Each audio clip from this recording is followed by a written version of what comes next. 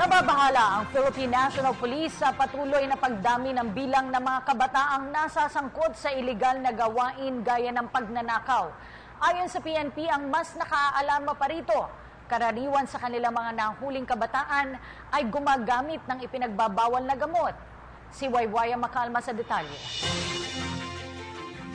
Aminado ang PNP na nagiging talamak ang mga krimen sa bansa na kanilang naitatala at halos karamihan dito ay may kaugnayan sa iligal na droga.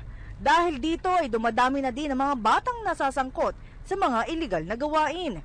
Ayon sa pinakabagong datos ng PNP Women and Children Protection Center, taong 2015 ay umabot na sa 11,000 kabataan ang nasangkot sa iligal na gawain.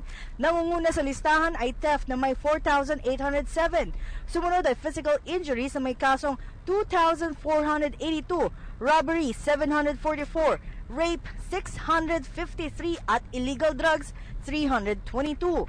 Pero nitong Enero ngayong taon hanggang buwan ng Mayo ay pumalo na sa 4,000 kabataan ang lumabag sa batas. Sa theft ay 1,673, physical injuries 951, rape 325, robbery 291 at illegal drugs ay 101.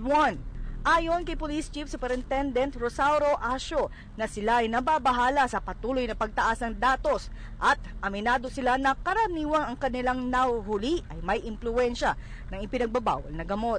We realize that the problem on drugs and trafficking is intertwined in a way that most of the crimes that are being committed, especially rape and incestuous rape especially, are being committed when the perpetrators is induced to the use of drugs. Pero dahil sila ay minor de edad, ay kailangan nilang i-turn over ang mga ito sa DSWD. Dahil dito ay patuloy din ang pagtaas ng bilang ng mga batang naaabuso. Taong 2015, pumalo sa higit 33,000, habang ngayong taon ay nasa 11,000 bata ang kanilang natanggap na report ng mga inaabuso.